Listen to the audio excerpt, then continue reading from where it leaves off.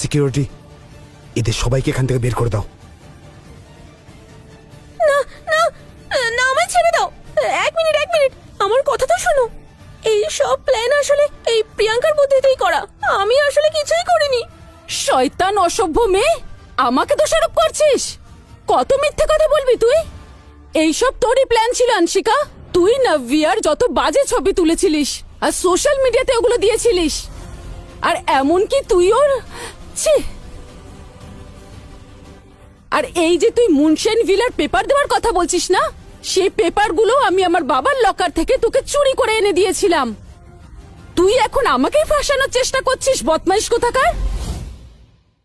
দেখুন, আমার কথা প্লিজ আপনারা বিশ্বাস করুন, আমি কিছু করিনি। আমি জেলে যেতে চাই না। এই সবকিছু এই আনশিকা শয়তানি করেছে। আর তুমি তো আমাকে বিষটা মেশানোর কথা বলেছিলে। বেশ, অনেক হয়েছে। এই দুজনকে নিয়ে যাও এখান থেকে।